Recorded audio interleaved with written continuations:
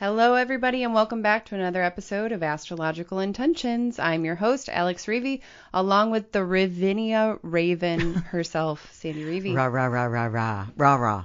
It is episode 370, the week of August 25th. Let's get right into it. In the transits, we start off today, the 25th, Venus ingress Leo.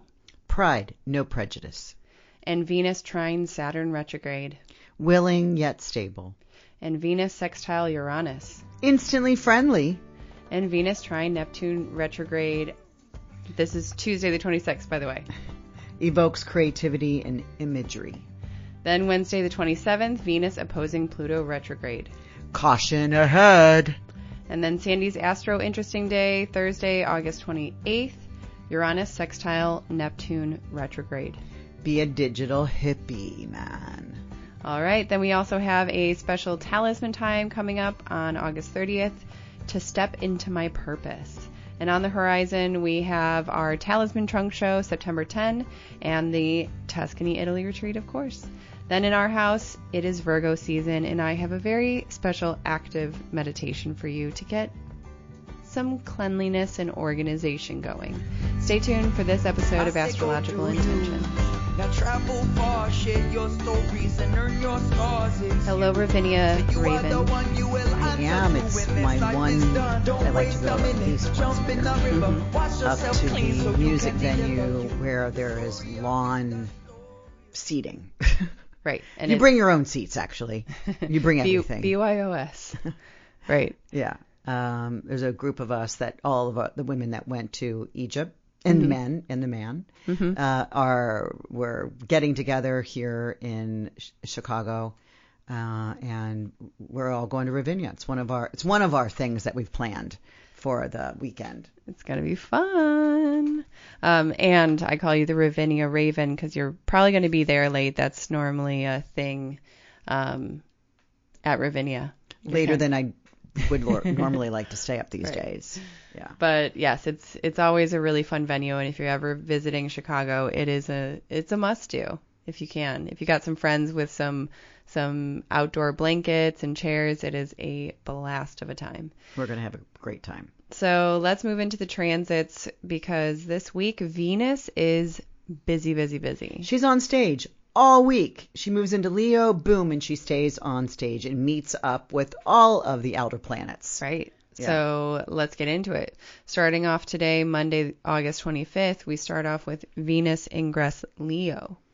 This is Pride, no Prejudice. Now, I didn't really know what I meant by that, but this is very romantic. It's a dynamic, fun combination, right? Venus, the connection, the love, the beauty, the art, moving into Leo, which is a fire sign. It's for fun. And so I happened to Google it, and it's like can refer to several concepts, but it often relates to the idea of celebrating identity and rejecting discrimination. And so I really like that. I don't know why I came up with Pride, No Prejudice, because it's usually Pride and Prejudice, the movie, which I don't ever remember seeing. So I don't know why I came up with that, but then it kind of made sense, the celebrating identity and rejecting discrimination. Like, let's all be one and have a good time. And share the light with everyone because we're all created in a beautiful, wonderful human image, and why not celebrate that? Mm-hmm. So, all right. And she does, because boom, boom, boom, boom, boom, she meets up with all the players. She's busy. She's busied. So that same day, Monday the 25th, Venus trine Saturn retrograde. This is at 0 degrees. Right, she just moved into the Leo, and so Leo's a fire sign. Saturn is retrograding, and he's still in the Aries fire sign. So this is willing yet stable. It's a bit conservative, helpful, and can have steady outcomes. So anytime we talk about a trine, it's of the same nature. This is fire. Okay. And willing yet stable. Explain that a little. Well, because, it's fire. So it's about, let's do something. Let's go. Let's activate. We have the energy. Yeah, it's like fire expression. but the stability of it for the Saturn, saying, we're not gonna rage out. We're going to do something that's kind of within orderly. Some bounds. Yeah, it's kind of orderly. It's a bit conservative. It's a bit like, let's stay within our boundaries. But certainly we have all this big space of our boundaries. So let's enjoy a stable outcome. Okay. And Tuesday, August 26th, Venus sextile Uranus. Yep. Now she's sextiling Uranus. Instantly friendly. This is, it's a party that engages everyone. It's everyone can play the game. Everyone knows how to, whatever this is, throw a ball. It's best when you meet new friends or you have friends of friends. You know how they say a friend of a friend is a friend of mine. It's kind of that, having that kind of energetic pulse, right? And feeling very trusting and open to new people, new experiences. Yeah, absolutely. 100%. Okay. And so the same day we have another Venus transit, go figure, Venus trine Neptune retrograde. And, this is Neptune, and this can evoke creativity and imaging or imagery, right? It's like this creation of an idea. It's like it could be a love connection, right? It's a trine. Again, it's fire. Maybe you go out dancing and you fall. That happened to you. Went out dancing and then met the love of my life. So it's kind of like, having that creative spark that has fire to it. There's a heartbeat here, right? I love that. I love that. All right, so let's move on to Wednesday, August 27th. Venus again opposing Pluto retrograde. Yeah, and this is the one time she made a trine. She made 2 trines in a sextile Monday and Tuesday, and now on Wednesday she's making the opposition. So this is the harder of those aspects that I just talked about. You're right. And because it's an opposition. So this is caution ahead. Caution ahead. Watch possessiveness or gripping in overload, right? Like how long are your nails? How sharp are your nails, right? You want to tether those. Be careful not to rain on someone else's parade, because your jealousy, your manipulation, your possessiveness could really, your attitude could really defray someone. Got it. Okay, so let's move on to the next day and final day that we'll be discussing here, which is your Astro-Interesting day, August 28th, Thursday, Uranus sextile Neptune retrograde. What? Did you catch that? Did we? Uranus right. And Neptune. What? These are 2 of the outer planets. And outer planets rarely, well, I shouldn't say rarely, they not often, it's not a common occurrence that they're making aspects to each other. Got it. Okay. Right. So because they're so slow moving. Yeah, got it. Yeah, let's just give an idea of Uranus takes 84 years to go around the zodiac, and Neptune takes 154 years to go around the zodiac. So when they do come together, this is at 1 degree. They will come together. This is the first. So this is a big deal. They come together really, actually, 5 times. 5 times. Kind of the 6th time is within 1 degree. We could count that. And they start pulling away from each other with more than 3 degrees. That's what I use for these 2 planets pulling away. And they start pulling away from each other in June of 2028. Okay. So we're talking about this almost 3-year cycle that it starts on the 28th of August. Mm. So I called it be a digital hippie. Why? Because Uranus is in Gemini, and so the digital force, the internet, the communication, the business the frequency, negotiations, the AI, the whole way that we have discussions, the way our brain, the way that we become enlightened, is making a sextile. So the sextile says opportunity to Neptune. Like, what do you believe in? What is your spiritual connection? What is it you can see versus can't see? So the digital hippity. I don't mean hippity, but maybe I do. I don't know. It's Uranus. The last time they met up was in the mid 60s. The last time Uranus and Neptune met up was between 1966 and 1968 in a sextile. And so what was that? That was, I'm about 10 to 12 years old here. I want to be a hippie. My mom won't let me. But I was able to buy some fringy purses and some fringy clothes. Nice. But now I make beads for a living, man. Now right. You are really a hippie. Right. But it was also the civil rights movement, and here we are again, right? We're reading about how this civil rights, there's things in our history books that are trying to get deleted. There's statues that were erected around this time are being removed. I don't want to get political here, but there's a lot of things in the counterculture that was here in the 60s that is back. Right. And are we trying to erase it? Are we trying to erase the history that we lived through and we fought for? The psychedelic exploration, right? That was a big play in the 60s.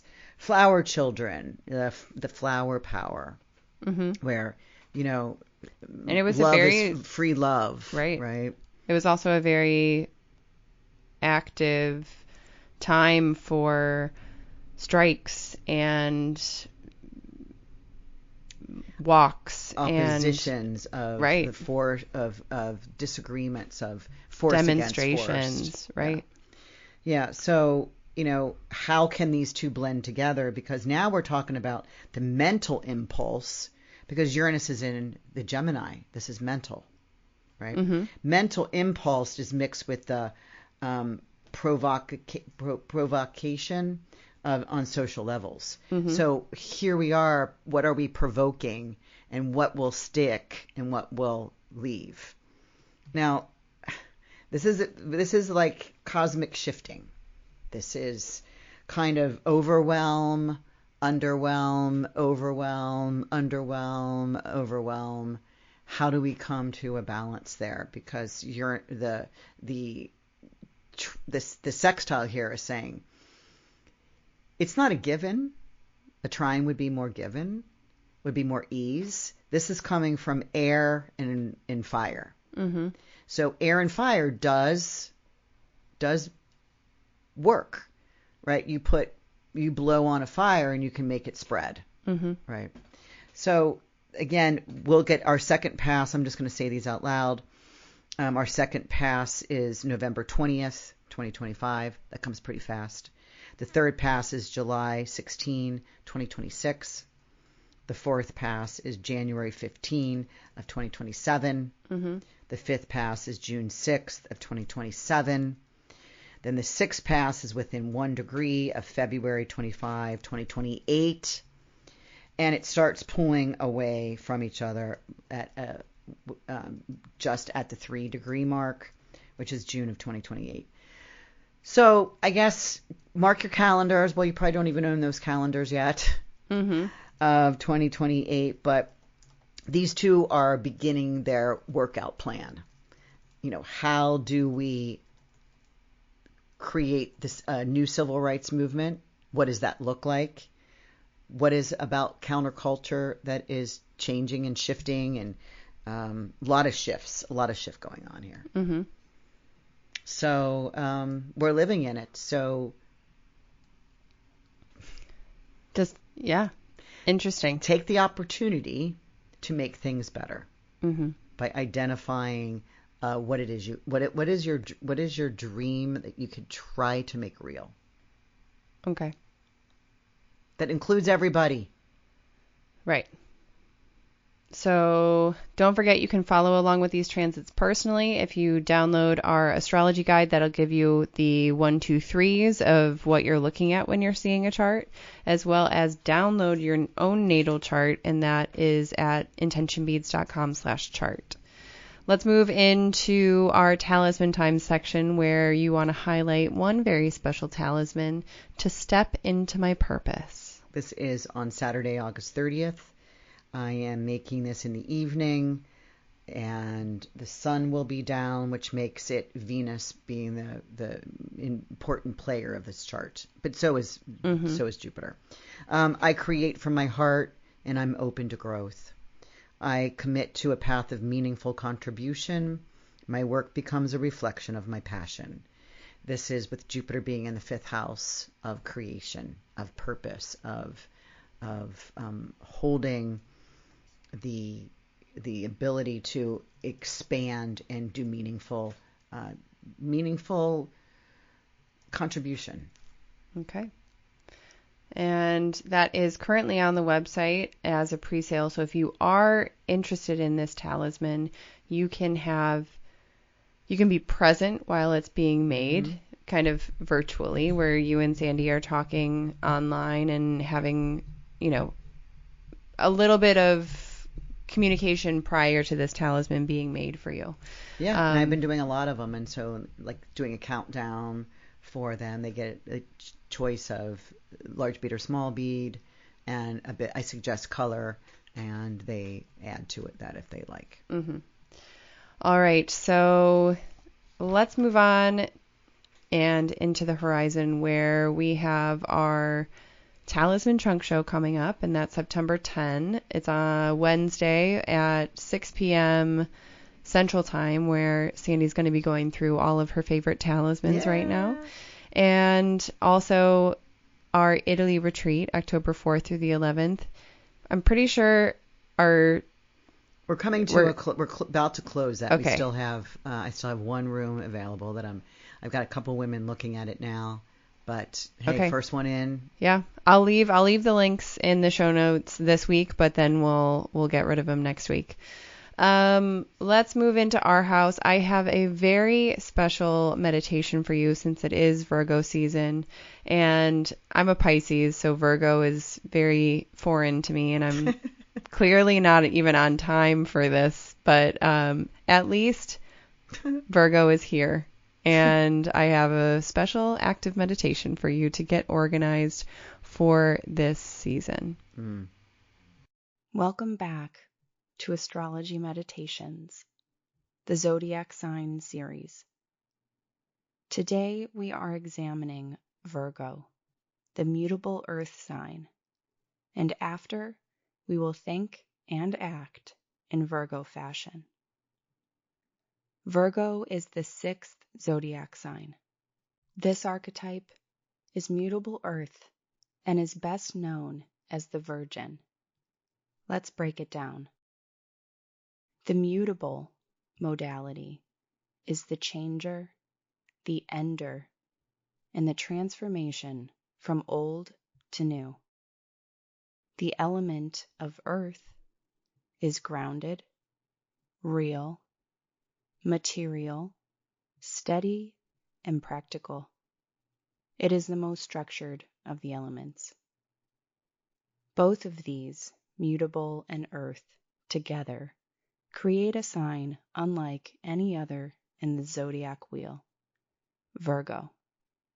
The practical, detailed-focused, hard worker with a compelling need to control their environment. Virgo is the sign that can be known for perfectionism, but more impactfully for helping others and dedication to health and organization. Virgo's symbol is the Virgin, and the word Virgo translates to virgin from Latin. The maiden with the ability to separate the wheat from the chaff. The glyph of Virgo represents an M with an inward twist, symbolizing introspection, modesty, purity, and tranquility. Sorting through the harvest with a critical eye, as well as the need to help and serve, is the nature of the zodiac sign. And we all have this Virgo energy within us. In a moment, we will begin an active meditation to embody this Virgoan energy. To begin, find a place close to you that needs your attention, critical eye, and active service. Something small that could greatly use a few minutes of your time. Whether it's organizing the top of your desk, a drawer that's been neglected, some laundry that's waiting for folding, or something else you can find that is related to organization, health, or service. Take this moment to get into position, or pause the episode here if you need to. Let's begin. Many years ago, one of my teachers taught me that we can make sacred any act, even something as unglamorous as cleaning a toilet. When we do the undesirable, unpleasant, and thankless tasks, especially with an intention, we are living fully. The lessons we can learn are endless, but first, we can learn that whatever we do, when we do it wholeheartedly, to the best of our ability, investing our intentions and attention fully, we give the task, as well as ourselves, importance, respect, and reverence. Secondly, throughout the task, we are practicing mindfulness, focusing on the present moment and the task at hand allows us to feel what it's like to be fully present, making it easier to sharpen our minds, create more peace, and ultimately live a fully present life. So whatever the task is that you have chosen to work on in this moment, begin now. There is nowhere else that you need to be, nothing else you must be focused on. This task has become your meditation, and I will occasionally chime in to check in on you.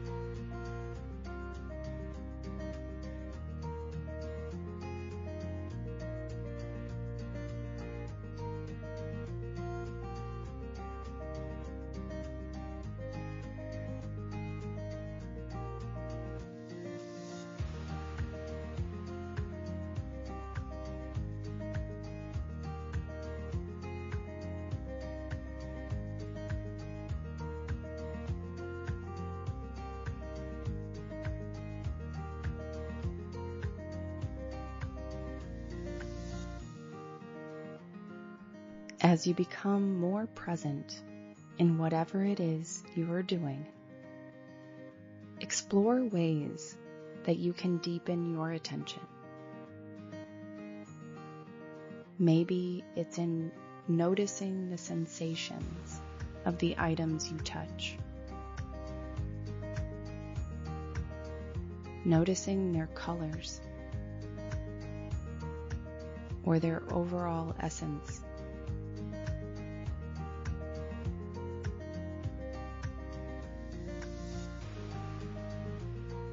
Maybe in focusing, you've lost a little attention on your back and core. So think about straightening your spine, flexing your core, and pulling your shoulders back.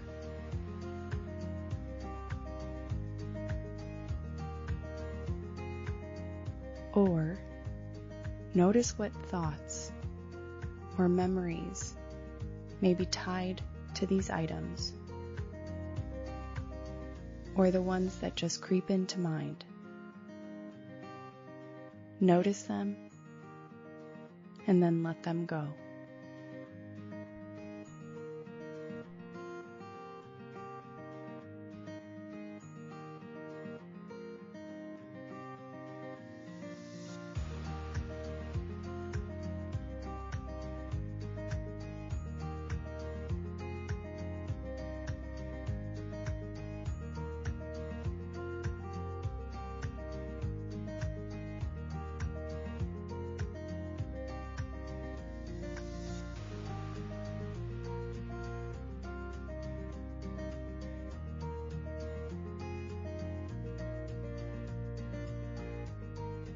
If at any time you are becoming overwhelmed by the task or feel that you're running out of time, give yourself a more achievable goal,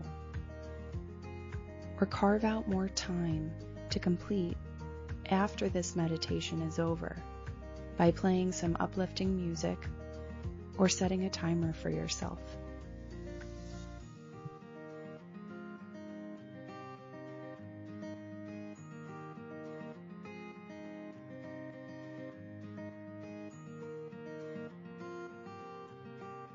When we can invest this type of attention and focus into our day, it has the ability to heighten our productivity, connection, purpose, and energy.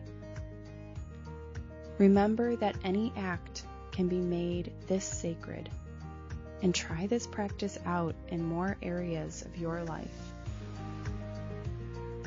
Thank you for getting to work with me during this Virgo meditation. I welcome you to keep this heightened sense of presence and attention throughout the rest of your day. And I'll see you back here at Astrology Meditation soon. Thank you everybody for listening in today. We appreciate it, and we will see you all next week. Bye-bye. Bye, everybody. I say go do you. Now travel far, share your stories and earn your scars. It's you. Say you are the one, you will answer to when this life is done. Don't waste a minute, jump in the river. Wash yourself clean so you can deliver you. The story of you, the story of you. The story of you, the